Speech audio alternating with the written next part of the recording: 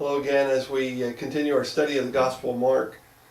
Thank you for leading this discussion with your Sunday school class. We're in Mark chapter 14, and this is still the last week of Jesus' life, and as he is just 2 days before the Passover and the Feast of Unleavened Bread, 2 days before his death, he is in the home of a man who had been healed of leprosy. His name is Simon, and we're looking at Mark chapter 14, 1 through 9 in our study today. But what we find also in this home of Simon the leper, as he's called, how'd you like to have that nickname, Simon the leper?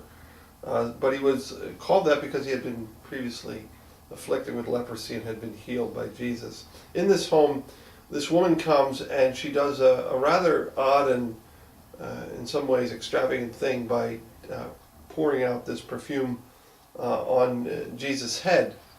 And that's sort of the basis of what we want to talk about as we think about what it means to follow Christ and to love God sacrificially. So my question that I would ask if I was teaching this lesson would be, what is the most extravagant or thoughtful gift you have ever received or given to someone?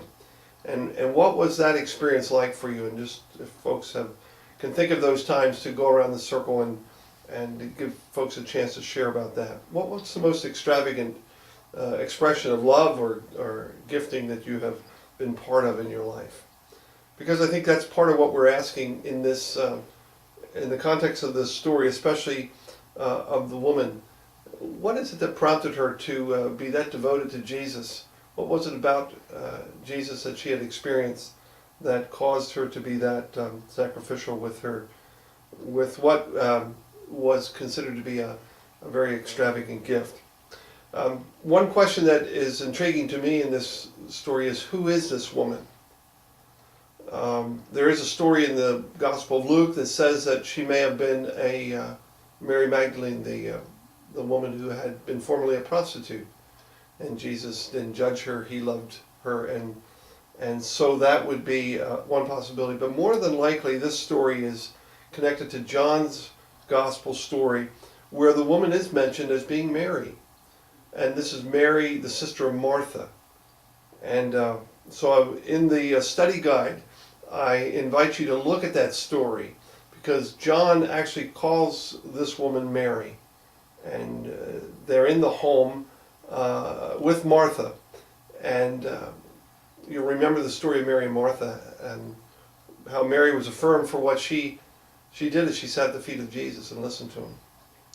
And so that's an interesting thing that you see in this story, that this is actually Mary and the sister of Martha. So what does this story teach us then about what it means to give our lives to God, or to give our lives in some extravagant way? Well, what does this story teach us about the type of gift that pleases God, the gift of our lives? What's interesting in this story, among other things, is that this is the only time in the Gospel of Mark that any person anoints Jesus. And you can imagine the smell of this pure nard being poured out on his head, filling this room with the fragrance and the beauty of this beautiful gift that's being given. And that seems to be the gist of the story. And the question that is raised for all of us: what is it that calls us to pour our lives out in extravagant ways for the cause of Christ?